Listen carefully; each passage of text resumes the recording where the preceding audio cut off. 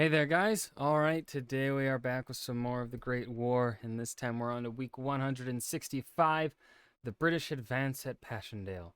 Before we dive in, make sure you go and check out the links in the description box below. I would love it if you joined the Discord and followed me over at Twitch. Now, I don't know if I've talked about this. I've seen it recommended in the comment section, though. I feel like I've talked about this before. Just in case I haven't, I'm going to reiterate or state it for the first time. If I've said it before, then I'm reiterating for people that may have missed it. If I did say it before, I am probably not going to watch Indy's World War II series. That would be too long, too much for little return, honestly. These videos are honestly kind of, if I weren't so stubborn, I probably would have stopped this series already, because they are my lowest performing videos at this point. Like in the first like 20 weeks of this series, the videos were doing pretty good. And then there were some bumps or some boosts, like when we hit major battles like the Somme or Verdun or whatever. Those would tend to get more views. But like, this week is probably going to be, for those that don't know, YouTube tells you your the stats on your current video as well as your previous 10 videos to like kind of compare where they're at. Great War series tends to always be the worst performing. They tend to be number 10 and number 9 when I upload them. And as I've said, as long as they keep hitting around 200 views consistently, we'll have no problem finishing the series. But even that is pretty low. And when I say 200 views within 24 hours, even that kind of standard for, like, even though I'm not that big, I kind of want to, I know it's not going to sound like much, but it does make a difference in the recommended. I feel I would prefer to be consistently hitting 300 views. My worst performing video to at least hit 300 views in 24 hours when I upload, for the size that I am at currently. That's where I would roughly like to be. But yeah. Anyways, got that out of the way. And so I don't think the World War II one is as popular as this one. They started it about a decade or two early. I can't remember when they started the World War II series. But yeah. That's how it be. Now that we got that out of the way, let's just dive right in. The Battle of Passchendaele, also known as the Third Battle of Ypres, had raged through the entire month of August, but had gone quiet as that month came to an end. Well, it's quiet no more, for this week, Passchendaele comes to life, and comes to life with a bang, as Herbert Plumer cracks the German defenses.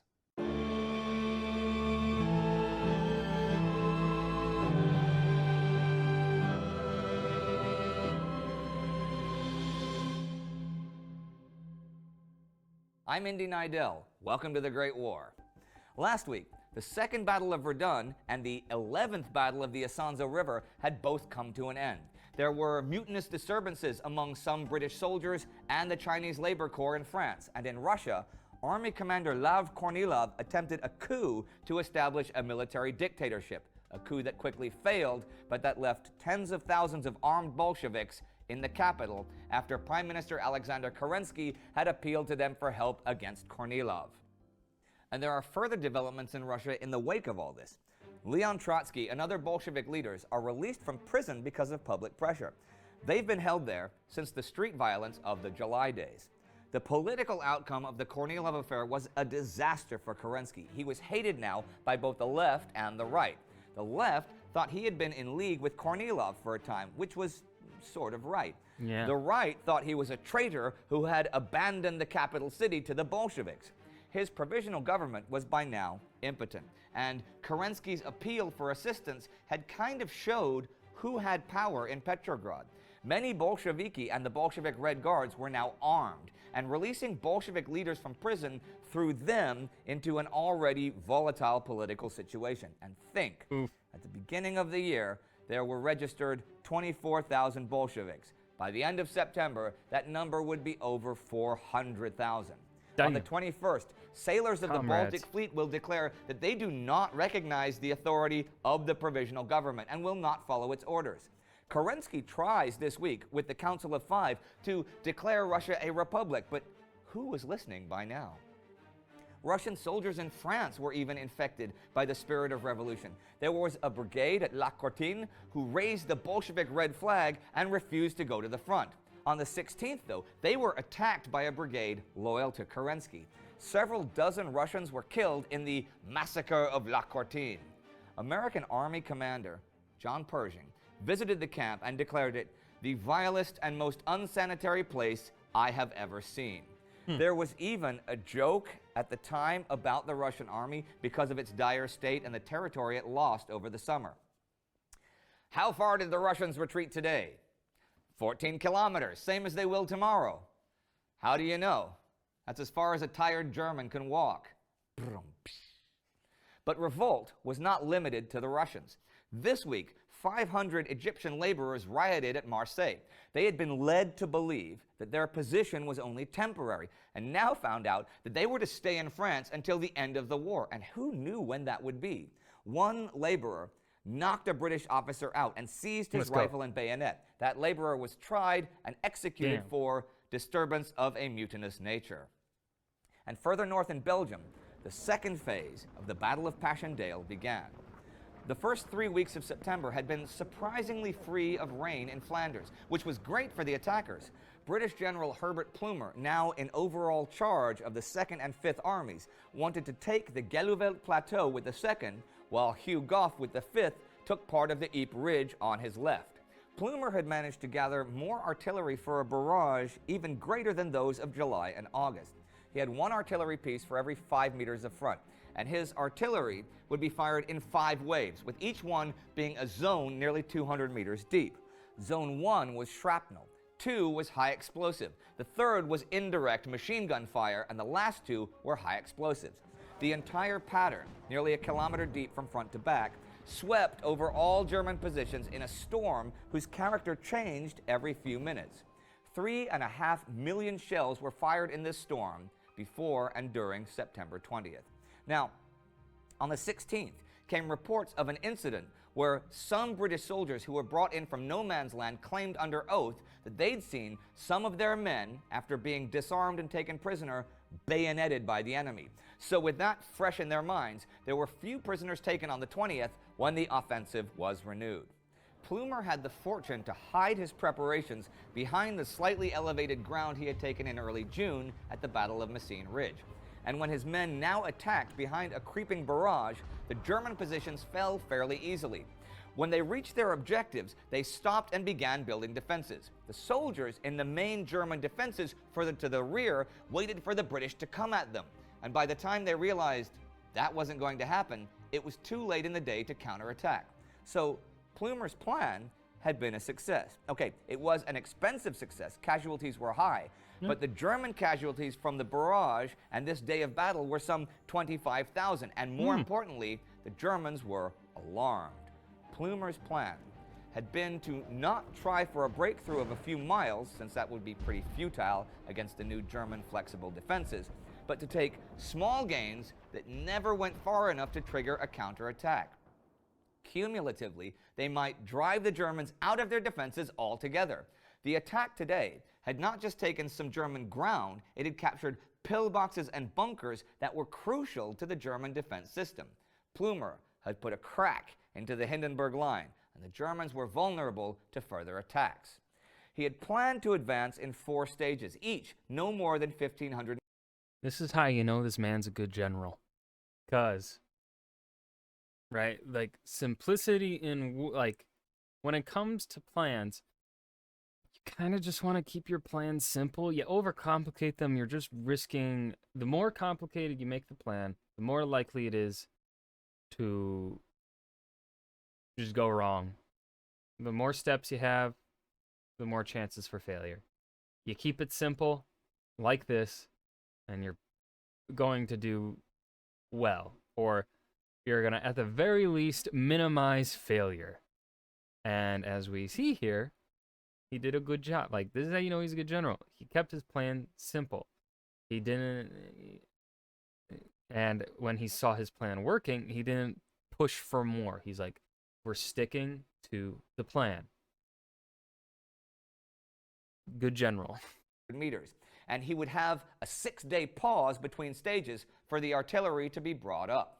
The Times announced on the 21st, Menin Road battle, big British success, and the day after that began giving the troop details. Australians at Glencorse Wood, South Africans at Borry Farms. But was it really a big success? Historians have generally thought so, but Robin Pryor and Trevor Wilson argue against that, since Plumer only took limited ground with big casualties. Over 20,000 casualties for 5 square miles gained, which is 4,000 per square mile. By comparison, Hugh Gough's attack July 31st, that's been often maligned, including by myself, took 18 square miles, losing about 1,500 for each one. Having said that, the ground given up in July was largely a... But what we do have to consider, and which of course makes it perhaps a little bit harder to consider, is what would happen upon a German counterattack, right? Hold on, let's hear what Indy says. Abandoned by the Germans as the attack came on. But the ground taken now was very much ground that the Germans really wanted to keep and couldn't really afford to lose. Okay. Yeah, he's saying what I was kind of suspecting there, the difference between those two battles. German Fourth Army reports claiming everything was okay and there was nothing to worry about were looked on with serious skepticism by Crown Prince Ruprecht, in overall command of that army, as part of his army group Ruprecht. He thought it was a big mistake to underestimate the enemy and believed himself guilty of doing just that. I too believed that owing to their heavy losses, the English were no longer capable of renewing the great battle in Flanders. British Prime Minister David Lloyd George was soon to visit the front to see for himself what was going on, and then on to Paris to discuss something very interesting. On the 19th, London had got a telegram from its ambassador to Spain that a representative of the German government was interested in knowing if His Majesty's government would listen to a suggestion for peace. That German was none other than the new Foreign Secretary, Richard von Kuhlmann, and he wondered if Britain would talk about the possible restoration of Belgium if Germany could have a free hand in Russia and could get back its African colonies. In the end, nothing would come of this. Hold on. What are the British opinions on that, though? Since British Commander-in-Chief Sir Douglas Haig and Chief of Staff Willie Robertson wanted to keep on fighting. Okay. Also, the British notified their allies about this idea, and they held that any offer of a separate peace should just be ignored. When von Kuhlmann realized that this wasn't going to happen, he made a speech in the Reichstag that Germany would never abandon its territorial claims in the West. And there was some new action in territory in Africa. On the most forgotten front of the war, Yeah, either that or the Pacific. the Libyan front. On the 20th, General Nuri Pasha, half-brother to Ottoman Minister of War Enver Pasha, and the Ottoman Africa Group Command were defeated by General Cassini at Zanzur, west of Oh my god, the Italians know how to win a battle? No way. Tripoli. And that ends the week, with the resumption of hostilities in Belgium and the spirit of revolution in the air in the east and the west. Well, among the Russians at any rate. But morale for the British on the west is pretty high. Plumer seems to have solved the problem of breaking the German defenses. That's great. And I mean, at only 4,000 casualties per square mile. Hey, okay, go outside and walk a mile in one direction, and then turn a right angle and walk another. Now think that it took 4,000 casualties to take just that land. Now think how far you are from Berlin. If you're curious about the mostly forgotten Yeah. Libyan front, you can click right here to find out more. All the way back in week 69. And that was the British advance at Passchendaele, the Great War, week 165. Nothing to add here at the end. Nothing much really happening. We're looming ever closer to revolution, though, so that's exciting. I hope you guys enjoyed. Remember to hit that like button and subscribe for more, and I will see you guys in the next video. Peace.